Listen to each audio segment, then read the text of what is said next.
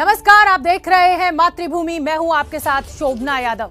किसानों का भारत बंद खत्म हो चुका है। देश के कई हिस्सों में भारत बंद का अच्छा खासा असर देखने को मिला। कई जगह जाम लगा, कई जगह ट्रेन को रोका गया। इस बंद से आम जनता को एक बार फिर दिक्कतों का सामना करना पड़ा। तो वहीं दूसरी तरफ भारत बंद को लेकर सियासी घमासान भी शुरू हो चुका है।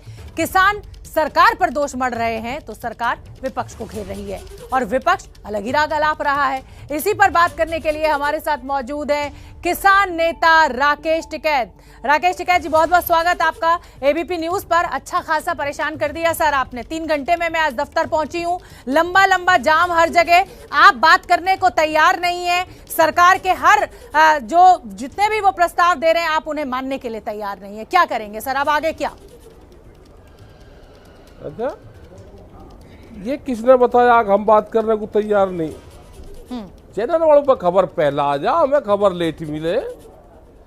हम तो बात करने के लिए पिछले 10 महीने से यहीं पर थे। नहीं, आप तो जिद पर अड़े हुए हैं ना राकेश टिकैत जी। आप जिद पर अड़े हुए हैं कि कानून वापस लो, हम तभी बात करेंगे। आज दे रहे नहीं, ये नहीं कहा हमने कहा कि बातचीत करो।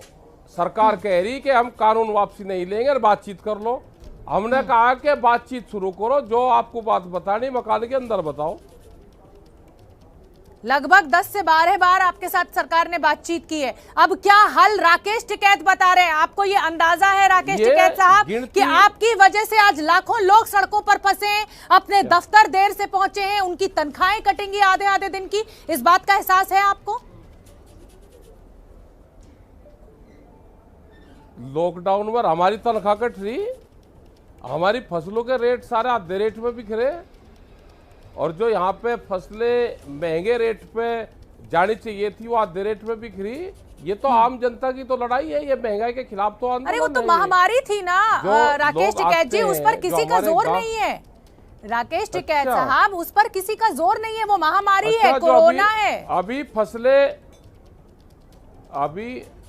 फसलें आधे रेट में बेच रहे हैं, अभी तो महामारी नहीं है। आप जाओ एक बार शाहजहांपुर, पलियार, इन जगह क्षेत्र में आप जाओ, हरियाणा के अंदर अभी कटाई हो जाएगी शुरू। 1 तारीख से खरीद होगी। अभी भी खरीद हो रही है, 1100 से 1200 रुपए दाने की खरीद हो रही है। अभी जाओ, जिन गन्ना किसानों ने 1 साल पहले गन्ना डाला, 18,000 करोड़ रुपया बकाया है। आप जाओ एक बार गांव में बिजली का टिकैत साहब, इस समस्या का क्या हल है आप ये बताइए। आप ऐसे ही भारत बंद बुलाते रहेंगे, आंदोलन खड़े करते रहेंगे, जो हाईवेज हैं उनको जाम करते रहेंगे और आम आदमी परेशान होता रहेगा? ये आम आदमी की लड़ाई है, उसी की लड़ाई लड़ रहे हैं। अनाज पे कंपनियों का कब्जा ना हो, रोटी बाजार की वस्तु ना बने, ये आंदोलन उसका है। सरकार इसका समाधान सरकार निकाल लेगी। हमारे पास समाधान नहीं है, आपके पास समाधान नहीं है, सरकार इसका समाधान निकाल लेगी। सरकार के पास इसका समाधान है। 3 काले कानून वापसी ले लें, एमएसपी पे गारंटी कानून बना दे, वो बनाए तो जब इसका समाधान निकलेगा। अब तो सरकार तो कह रही है ना, कृषि मंत्री कह रहे हैं आप टेबल पे बैठिए, लेकिन आप तो जिद पर अड़े हुए हैं ना कि कानून वापस लो। चलिए मैं इससे आगे बढ़ूंगी और आगे मैं ये बढ़ना चाहती हूँ कि आप कह रहे हैं कि सुनते हो नहीं, आप सुनते नहीं हो। चलिए सुन रही हूँ, आप बोलिए ना। हो नहीं, क्या कह रहे कृषि मंत्री? टेबल पे किसके टेबल पे बैठे जाके? कहाँ पे बैठे? कहाँ है वो टेबल? दिल्ली में जगह बता दो, आप बता दो हमें जगह और टाइम और दिन आप बता दो, हम चले आप जिद छोड़ दीजिए कि कानून वापस लो। आप बोलिए कानून पे हम चर्चा कर लेते हैं, जो हम चाहते हैं उसको आप उन पॉइंट्स को सरकार को कंसीडर करवाइए। कानून पे कोई चर्चा नहीं होगी। आप भी सुन लो, आप भी सुन लो। क्यों? सरकार जिद पे है, सरकार जिद पे है ना, हम जिद छोड़ देंगे। और कानून के वापसी के बगैर हम बातचीत करना चाहते हैं उनसे, करो आप बातचीत। वे कहते हैं कि कानून वापसी नहीं होंगे, बात कर लो। जिद तो वे कर रहे हैं ना, आप हमको कह रहे हैं कि जिद छोड़ रहे। आधे रेट में फसल हमारी बिक गई, हम ही जिद छोड़ दें? कानून किसने बनाए? हमसे चलिए पूछ के ठीक है। बनाएगा तो कानून। मतलब ये गतिरोध अभी हम ये मान के चलें कि अभी ये लंबा चलेगा। मेरा सवाल आपसे ये है, राकेश टिकैत कहते हैं कि इस देश का विपक्ष लंबा बेहद कमजोर है। लंबा जब बीजेपी विपक्ष में थी तो वो मजबूत विपक्ष थी। कांग्रेस राकेश टिकैत को क्यों नहीं मजबूत विपक्ष नजर आ रही है, या और समाजवादी पार्टी या इतने पार्टीज हैं वो क्यों नहीं आपको मजबूत विपक्ष नजर आ रहा है? क्या कमी देख रहे हैं राकेश टिकैत? हाँ नहीं है, मजबूत नहीं है, वे लड़ाई कम करें। क्यों? राहुल गांधी तो मजबूत ट्रैक्टर विपक्ष से मजबूत संसद रहना पहुंचे, चाहिए देश में। एक संदेश देने की कोशिश पूरे देश को कि हम किसानों के साथ खड़े हुए हैं। जगह जगह आप भी खुद कहते हैं कि आप अपने मंच का इस्तेमाल किसी राजनीतिक दल को नहीं करने देंगे। पार्लियामेंट में क्या हमारा मंच लग रहा था? ये तो मंच पाते भी थे जब ये विपक्ष में थे। अब के बड़ा तो नहीं कोई मंच पाता। आप आने नहीं देते, आप कहते हैं हम अपने मंच पे सियासत नहीं होने देंगे। हाँ नहीं, अपने मंच पे क्यों सियासत होने दे हम? तो फिर विपक्ष कमजोर क्यों? मैं यही तो पूछ रही हूँ आपसे। आपको ऐसा क्यों लग रहा है? आपको ऐसा क्यों लग रहा है? क्या राकेश टिकैत का आंदोलन कमजोर पड़ रहा है, इसलिए राकेश टिकैत को विपक्ष की जरूरत है, राकेश टिकैत को कांग्रेस की जरूरत पड़ने लगी है? अब हमारा ना आंदोलन कमजोर था, ना आंदोलन कमजोर है, ना आंदोलन कमजोर रहेगा। विपक्ष की जो भूमिका है उसको निभाना चाहिए अपनी भूमिका। क्या है विपक्ष की भूमिका? यही तो मैं जानना चाहती हूँ। राकेश टिकैत को ऐसी क्या भूमिका की जरूरत विपक्ष की इस समय महसूस हो रही है कि इतना बड़ा बयान राकेश टिकैत एक विपक्षी दल को देकर कह रहे हैं कि जब बीजेपी विपक्ष में थी तो वो मजबूत थी, कांग्रेस उतनी मजबूत नहीं है? वो आंदोलन मजबूत करती थी, रास्ते जाम बहुत करती थी, वो ये कम करते हैं। जब वे विपक्ष में थे भारत बंद बहुत करते थे, ये कम करते हैं। तो ऐसा ही लग रहा है हमें। ये आंदोलन कम करते थे और बीजेपी वाले आंदोलन ज्यादा करते थे। अब आंदोलन की परिभाषा बदल गई क्या? हाँ। जब बीजेपी विपक्ष में रहती है तो आंदोलन ठीक है। हाँ। जब गन्ने का रेट भी ज्यादा चाहिए, जब महंगाई पे भी बोलते हैं, जब ये कानून खराब थे, जब जो आड़ती है वो जब ठीक था, जब ये विपक्ष में थे, सुषमा स्वराज ने कहा कि आड़ती तो किसान का एटीएम होता है। लेकिन जैसे ही इनकी सरकार आई सब वही चीज ठीक होगी, इन्होंने उसको लागू कर दिया। जब प्रधानमंत्री मुख्यमंत्री थे गुजरात के, वो एक फाइनेंशियल कमेटी के अध्यक्ष थे, चेयरमैन थे, उन्होंने एक अपनी रिपोर्ट दी थी कि एमएसपी पे कानूनी जामा पहना जाना चाहिए, एमएसपी पे गारंटी कानून बने। आज प्रधानमंत्री बन गए तो आज सारी चीज में खराब होगी। मतलब जब तक बीजेपी विपक्ष में थी, रहते हुए आदमी जो चीज मतलब जब तक विपक्ष में थे तब तक अच्छे थे और सत्ता में बैठ के खराब हो गए। आप एक चीज और बताइए राकेश टिकैत साहब, ये सारी चीजें खराब थी। हाँ। दो बुझो, एक नहीं, एक में तो खामखा रोड़ा हो जा, दो बुझो। राकेश टिकैत साहब, आप गन्ने के समर्थन मूल्य की बात कर रहे हैं। उत्तर प्रदेश में तो आपको अच्छी पटकनी दे दी है योगी आदित्यनाथ ने। गन्ने का समर्थन मूल्य 25 रुपए प्रति क्विंटल बढ़ा दिया है। तो राकेश टिकैत जो पश्चिमी उत्तर प्रदेश के किसानों को ये कह रहे थे कि गन्ना मूल्य सही नहीं मिलेगा, वो तो लग रहा है कि उत्तर प्रदेश की सरकार ने उस पर तो राकेश टिकैत को पछाड़ दिया है। अब आपके उस दावे का क्या होगा? आप तो इसको बड़े चुनावी मुद्दा बना रहे थे। मैं कह रहा कि जो, अरे सुन तो ले, ये मैं कह रहा कि पश्चिम उत्तर प्रदेश का ही बढ़ा या गोरखपुर का भी रेट बढ़ा? ये पूरे उत्तर प्रदेश का बढ़ा है, ये पश्चिमी उत्तर प्रदेश का नहीं बढ़ा है। तो आप फिर पश्चिम का क्यों नाम ले रहे हैं आप? सारे चैनल वाले पश्चिम उत्तर प्रदेश में गन्ना सबसे ज्यादा बड़ी फसल है। पश्चिम के सुन लो जी। नहीं, आप जानकारी कर लो। एक टाइम मैं किसान की बेटी हूँ टिकैत साहब, किसान की बेटी हूँ, इसीलिए बता रही हूँ कि पश्चिमी उत्तर प्रदेश में गन्ना सबसे मुख्य फसल है। पूर्वी उत्तर प्रदेश में उतना गन्ना नहीं उगता है। तराई में होता है सबसे ज्यादा, देवरिया में होता है सबसे ज्यादा, वहाँ पे 1400 होती थी एक टाइम। अब तो योगी आदित्यनाथ ने गन्ने का समर्थन मूल्य बढ़ा दिया ना टिकैत साहब, अब क्या करेंगे आप? अब क्या कहेंगे किसानों से? अरे सुन तो लो, अब क्या करेंगे? जो इन्होंने घोषणा पत्र में कहा था, इन्होंने कहा था कि हमारी सरकार आएगी तो हम 375 रुपए देंगे। जब ये स्टेज पर बोलते थे तो 450 रुपए कहते थे। इनकी सरकार आ गई, 375 रुपए के हिसाब से पहले साल से बढ़ाना शुरू करें, 50 रुपए का डिफरेंस है। आज वो बढ़ना चाहिए था कि करीब 450 रुपए होना चाहिए था, वो आज तक का हमारा डिफरेंस दे। हरियाणा टिकैत साहब, आप हरियाणा के मंच पर कहते हैं कि कम से कम, एक मिनट टिकैत साहब, आप हरियाणा के मंच पर खड़े होकर ये कहते हैं कि कम से कम गन्ना मूल्य हरियाणा के बराबर तो कर दो। 362 रुपए प्रति क्विंटल है वहां पर, यहाँ पर सरकार ने 350 रुपए कर दिया है। अब आप 450 और 375 की कह रहे हैं। नहीं कहा, ये नहीं कहा कि हरियाणा के बराबर कर दो। हमें ये था कि हरियाणा से ज्यादा करेंगे। इन्होंने जो घोषणा करी उस पर कर देते। 375 रुपए पहले साल करते, अब तक का 50 रुपए का डिफरेंस किसान के असमानता, और आज महंगाई के हिसाब से आज फिर रेट बढ़ाते। टिकैत साहब एक बात बताइएगा, जवाब दीजिएगा मुझे, छोटा सा जवाब। पढ़ लो पहले। टिकैत साहब, आपकी जेब में जितना पैसा होता है उसी के हिसाब से आप बजट बनाते होंगे। आपकी जेब में जितना पैसा होता होगा, आप उसी हिसाब से फसल, उसी हिसाब से बीज, उसी हिसाब से पानी का खर्चा, फसल को फैक्ट्री तक पहुंचाने, गन्ने को फैक्ट्री तक, आप उसी हिसाब से बजट बनाते होंगे ना। सरकार का भी एक बजट होता है, ये आप मानते हैं कि नहीं? सरकार ने 25 रुपए प्रति क्विंटल बढ़ाया है, इसको आप कम मानते हैं? ये सरकार को देना है क्या पैसे? मैं कह रहा कि सरकार को देना है क्या ये पैसा? ये पैसा शुगर मिल को देना है, सरकार को नहीं देना। शुगर मिल को सब्सिडी दी जाती है सरकारों के द्वारा।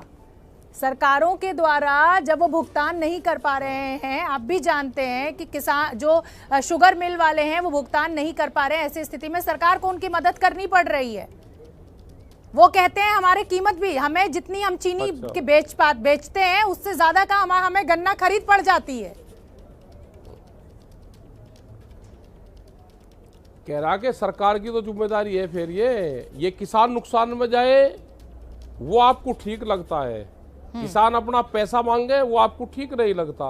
14-15 हजार करोड़, 18,000 करोड़ हमारा बकाया है, वो हम मांग लेंगे। टिकैत साहब, आम आदमी सिर्फ इतना चाहता है कि हम गन्ने का भुगतान मांगे। टिकैत साहब, हमारे जैसे जो आम आदमी है ना, जो सुबह उठते हैं और दफ्तर के लिए निकलते हैं, हम बस ये चाहते हैं कि हम दफ्तर शांति से अपने समय पर पहुंचे, ना हमारा पेट्रोल सड़कों पर वेस्ट हो, ना हमारा समय खराब हो। आगे बढ़ना चाहूंगी और मेरा सवाल आपसे यह है कि जो बीजेपी है, बीजेपी के लगातार ये आरोप आपके ऊपर लग रहे हैं कि अब चुनाव क्योंकि नजदीक है उत्तर प्रदेश में और पंजाब में, इसलिए इस आंदोलन में अचानक आक्रामकता देखने को मिल रही है। क्या राकेश टिकैत बीजेपी को हराने के लिए अचानक आक्रामकता दिखा रहे हैं अपनी? ये 10 महीने से 1 साल से आंदोलन क्यों चल रहा है? जब नहीं बीजेपी को दिख रही है, और आज भी ये आगे 6 महीने आंदोलन क्यों चलेगा?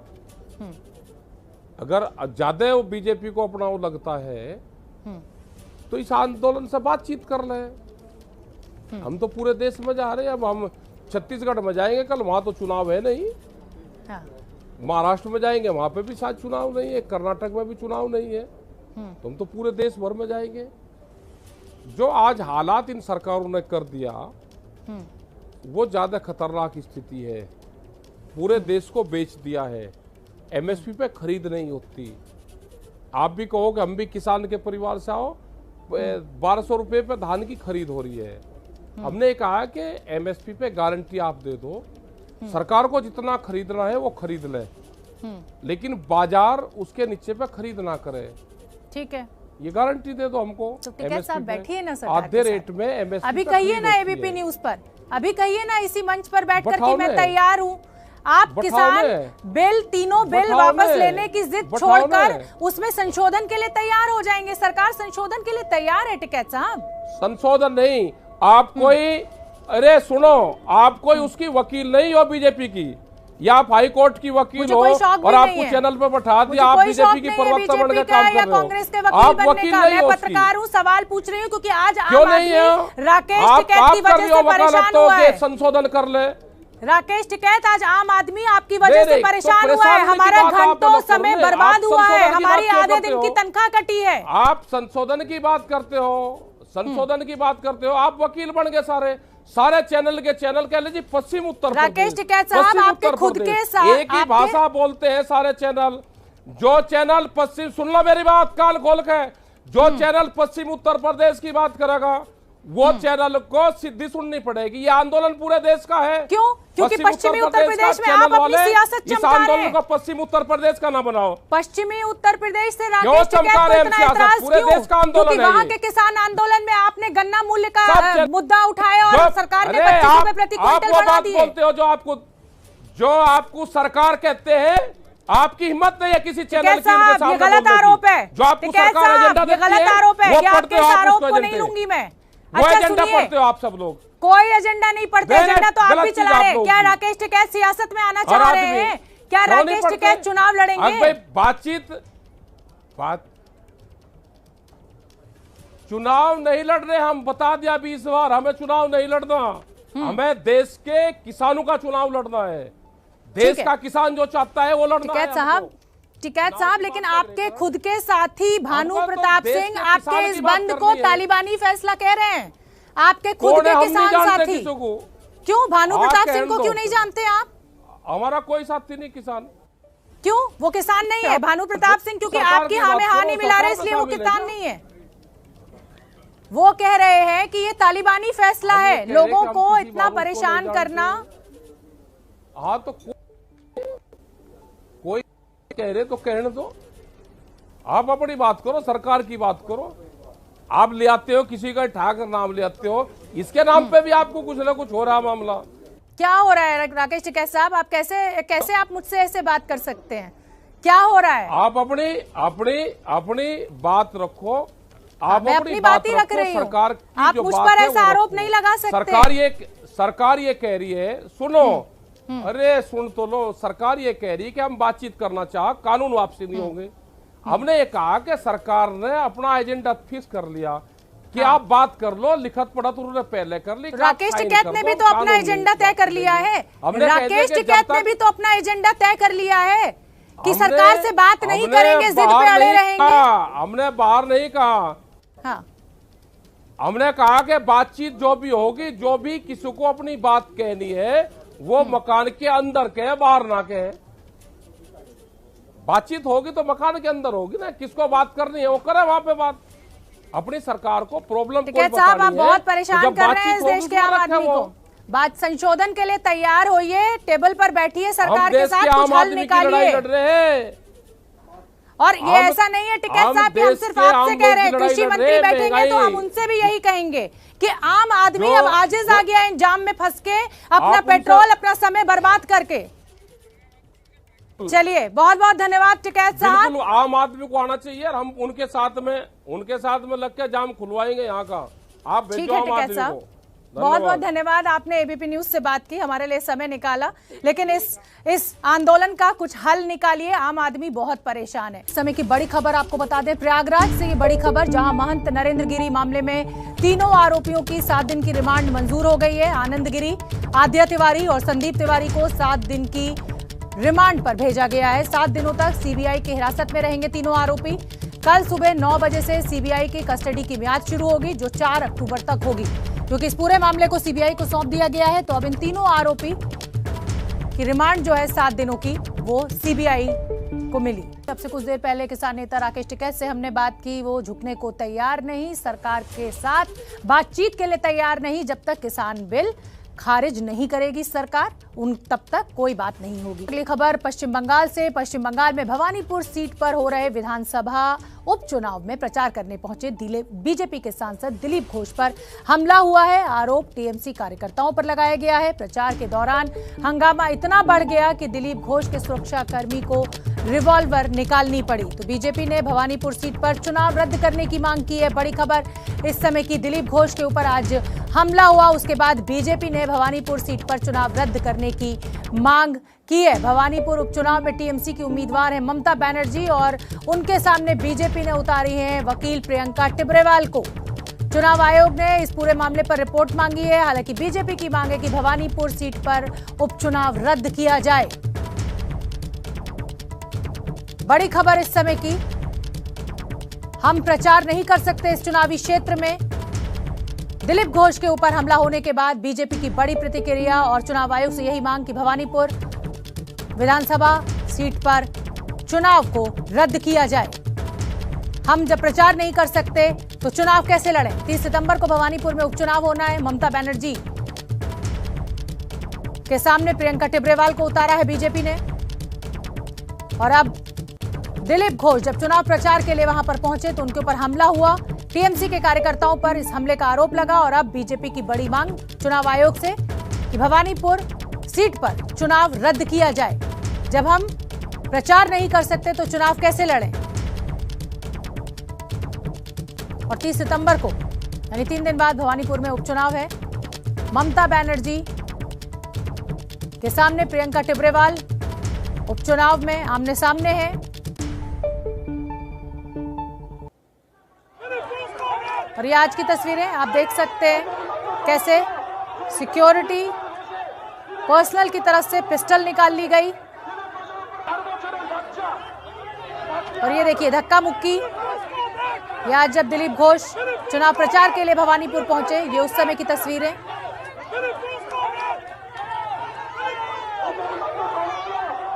शुभेंदु अधिकारी से चुनाव हारने के बाद ममता बनर्जी उपचुनाव में भवानीपुर सीट से अपनी किस्मत आजमा रही हैं।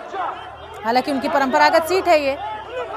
प्रियंका टिब्रेवाल उनके सामने है। आज जब दिलीप घोष भवानीपुर में चुनाव प्रचार के लिए पहुंचे तो आप देख सकते हैं हमला हुआ उनके ऊपर, धक्का मुक्की, टीएमसी कार्यकर्ताओं के ऊपर आरोप।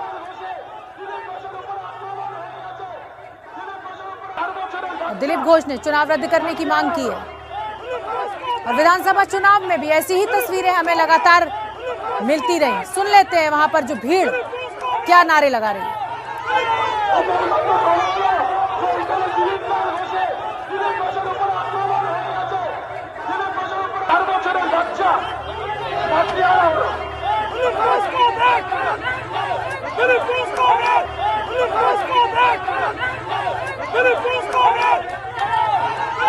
आप ये देखिए दिलीप घोष की जो सिक्योरिटी है उन्होंने घेरे में उनको ले लिया है। धक्का मुक्की इतनी हो रही है वहां पर।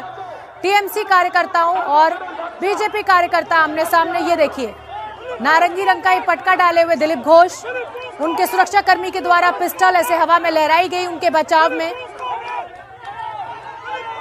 और अब बीजेपी की तरफ से इस चुनाव को रद्द करने की मांग की गई है। हम प्रचार नहीं कर सकते तो चुनाव रद्द हो, दिलीप घोष का बड़ा बयान। आज भवानीपुरे जोगुबाबुर बाजारे আমি যখন নির্বাচনী প্রচারে পাড়ার মধ্যে বাড়ি বাড়িতে লিফলেট বিলি করছিলাম, প্রায় শেষ হয়ে এসেছে। তারপরে আমি যখন বড় রাস্তার দিকে উঠি তখন মাইক নিয়ে গিয়ে টিএমসির লোকেরা চিৎকার করছে, আমাকে নাম ধরেই গালাগালি দিচ্ছিল এবং সেটা সবাই দেখেছে এবং স্লোগান দেওয়া হচ্ছে জয় বাংলা ইত্যাদি। আমি তার মধ্যেই দোকানে দোকানে যাই, লোককে লিফলেট দিই এবং লোকেরা এগিয়ে আসেন, কেউ ছবিও তোলে। ভালো পরিবেশের মধ্যে ওরা চিৎকার করছিল, কিন্তু লোকের সঙ্গে দেখা করছিলাম। পাশে একটা ভ্যাকসিন সেন্টার ছিল, সেখানে লোকেরা লাইনে দাঁড়িয়ে। ये तस्वीरें उस समय की जिस समय दिलीप घोष चुनाव प्रचार के लिए पहुंचे भवानीपुर और वहां पर उनके ऊपर हमला बोला गया। आप देख सकते हैं कैसे उनकी सुरक्षा में लगे सुरक्षा कर्मियों ने पिस्टल निकाल ली, पिस्टल हवा में लहराई गई, उनको घेर लिया गया। उसके बावजूद धक्का मुक्की। टीएमसी के कार्यकर्ताओं के ऊपर आरोप, इस हमले के पीछे टीएमसी के कार्यकर्ता हैं। और अब बीजेपी ने चुनाव आयोग से बड़ी मांग की है, भवानीपुर सीट से उपचुनाव रद्द किया जाए। प्रियंका टिब्रेवाल को बीजेपी ने यहां पर मैदान में उतारा है। प्रियंका टिब्रेवाल के लिए चुनाव प्रचार करने दिलीप घोष पहुंचे थे।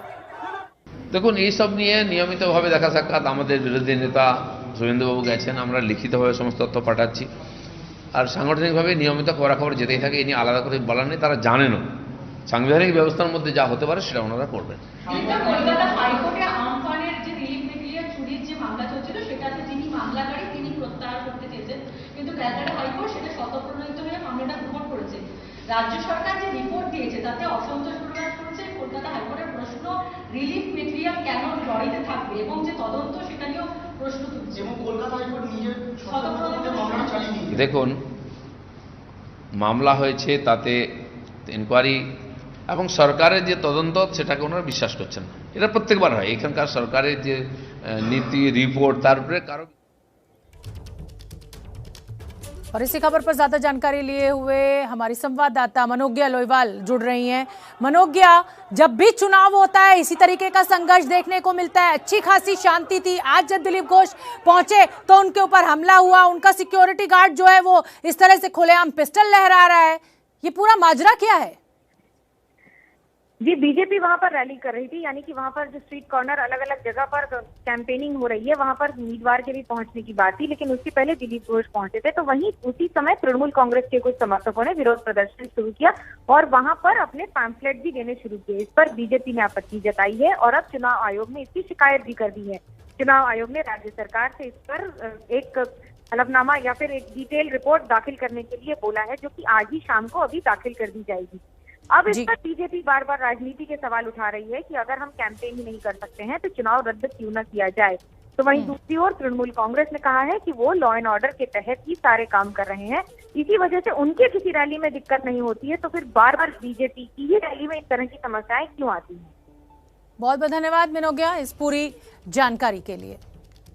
तो चलिए मातृभूमि में आगे बढ़ेंगे। प्रधानमंत्री नरेंद्र मोदी ने आज देश को नया तोहफा दिया है और ये तोहफा है प्रधानमंत्री डिजिटल हेल्थ मिशन का। यानी अब देश के सभी लोगों को एक यूनिक आईडी कार्ड मिलेगा। इस कार्ड में सारी हेल्थ से जुड़ी हुई जानकारी होगी और इसका सबसे बड़ा फायदा यह है कि अगर आप देश के किसी भी कोने में इलाज के लिए जाएंगे तो आपको कागजों के फेर में नहीं पड़ना होगा। आपकी सारी जानकारी इस हेल्थ कार्ड में मौजूद होगी। डॉक्टर सिर्फ आपकी आईडी से ये जान पाएंगे कि आपको पहले कौन सी बीमारी रही है और आपका कहाँ क्या उपचार हुआ है। तो पीएम मोदी के डिजिटल हेल्थ मिशन की पूरी कहानी हमारी इस रिपोर्ट में देखिए और समझिए क्या फायदा होगा इस हेल्थ मिशन का। माननीय प्रधानमंत्री जी से करबद्ध निवेदन है कि आयुष्मान भारत डिजिटल मिशन का राष्ट्रव्यापी लॉन्च करें। भारत के यशस्वी प्रधानमंत्री श्री नरेंद्र मोदी जी ने 130 करोड़ भारतवासियों के स्वास्थ्य हित में एक सपना देखा।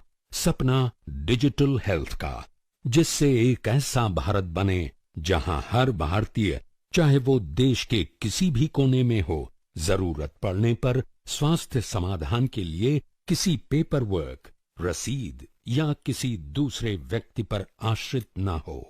अब उसके मोबाइल में या कंप्यूटर में ही हर वो डेटा हो जिसका लाभ उठाकर वो अपनी हर स्वास्थ्य समस्या का निदान कर सके। ये है नए भारत की नई उड़ान, नया अभियान, आयुष्मान भारत डिजिटल मिशन। और इसी के साथ देश में आज से डिजिटल स्वास्थ्य अभियान की शुरुआत हो गई है। अब देश के हर नागरिक का अपना एक हेल्थ आईडी कार्ड होगा। प्रधानमंत्री नरेंद्र मोदी ने आज इसकी शुरुआत की है। 21वीं सदी में आगे बढ़ते हुए भारत के लिए आज का दिन बहुत महत्वपूर्ण है।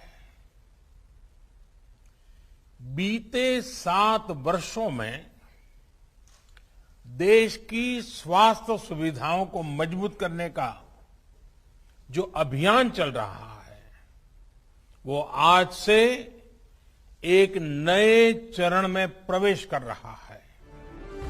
पिछले साल लाल किले से पीएम मोदी ने राष्ट्रीय डिजिटल स्वास्थ्य अभियान की पायलट परियोजना की घोषणा की थी, जो अभी देश के 6 केंद्र शासित प्रदेशों में चल रहा है। अब करीब 13.5 महीने बाद पूरे देश में इसकी शुरुआत हो रही है। प्रधानमंत्री डिजिटल हेल्थ मिशन के तहत देश के हर नागरिक को एक यूनिक डिजिटल हेल्थ कार्ड दिया जाएगा, जो एक तरह का पहचान पत्र होगा। पहचान पत्र पर 14 अंकों का नंबर होगा, जिसके जरिए मरीज की मेडिकल हिस्ट्री का पता चलेगा। ये डिजिटल मिशन हेल्थ से जुड़े हर स्टेक होल्डर को एक साथ एक ही प्लेटफॉर्म पर लाएगा। साथियों, इस मिशन का सबसे बड़ा लाभ देश के गरीबों और मध्यम वर्ग को होगा।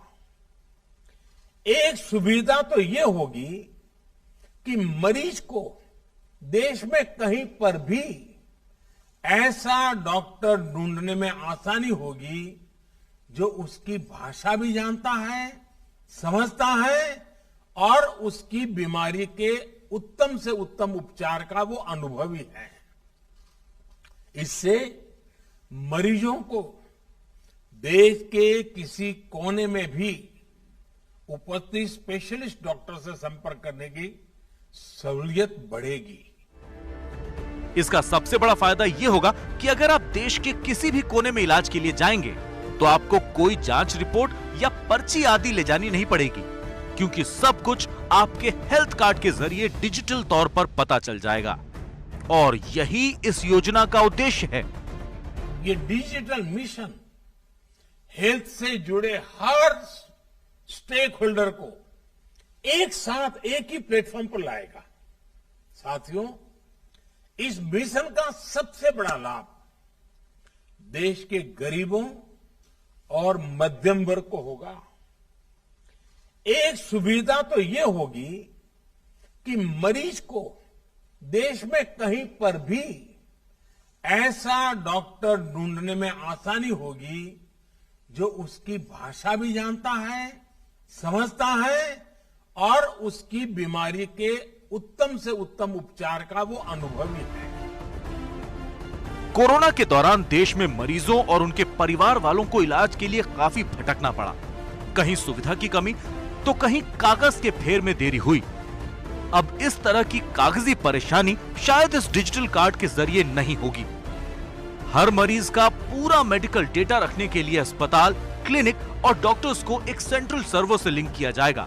यानी इसमें अस्पताल, क्लिनिक और डॉक्टर्स भी रजिस्टर्ड होंगे। वैसे इसे सबके लिए अभी जरूरी नहीं किया गया है। गूगल प्ले स्टोर से ऐप डाउनलोड कर अपना हेल्थ आईडी बना सकते हैं आप। जिनके पास ये सुविधा नहीं है वो नजदीकी स्वास्थ्य केंद्र पर जाकर अपना हेल्थ कार्ड बनवा सकते हैं। 24 सितंबर वो तारीख जब रोहिणी कोर्ट में दिन दहाड़े बदमाशों ने फायरिंग की। इस शूटआउट में कुख्यात गैंगस्टर जितेंद्र गोगी मारा गया। पुलिस ने 2 हमलावरों को मौके पर ही मार गिराया था। इस शूटआउट को लेकर एक बड़ा खुलासा हुआ है कि इस कांड की पूरी साजिश तिहाड़ जेल में रची गई थी। इंटरनेट कॉलिंग से किलिंग का मास्टर प्लान कैसे बना, हमारी इस रिपोर्ट को देखिए और समझिए।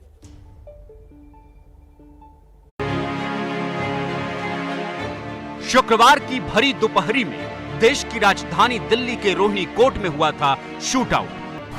कोर्ट रूम में चली गोली में दिल्ली का सबसे बड़ा बदमाश गोगी मारा गया और जवाबी कार्रवाई में मारे गए गोगी को मारने वाले 2 बदमाश। आज 4 दिन बाद ये खुलासा हुआ है कि दिल्ली की अदालत में खूनी खेल की ये स्क्रिप्ट दिल्ली की तिहाड़ जेल में लिखी गई थी और मौत की इस स्क्रिप्ट का मास्टरमाइंड था सुनील उर्फ टिल्लू ताजपुरिया।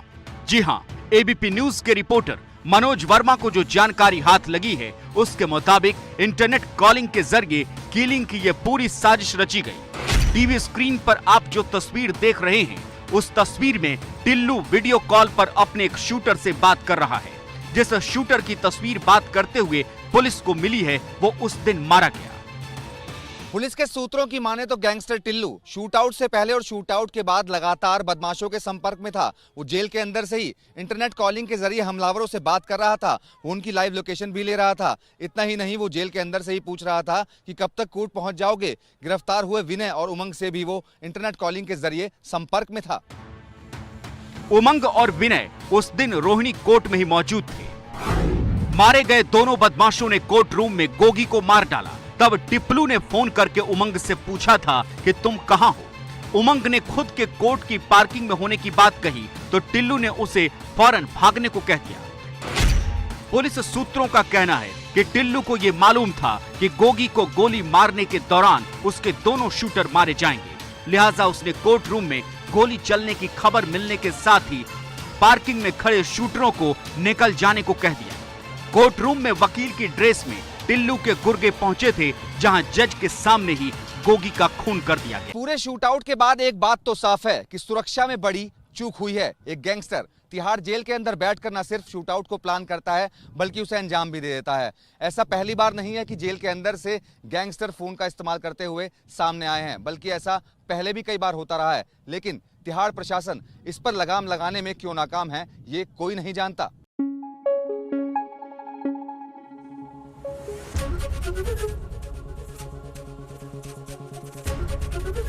एबीपी न्यूज आपको रखे आगे।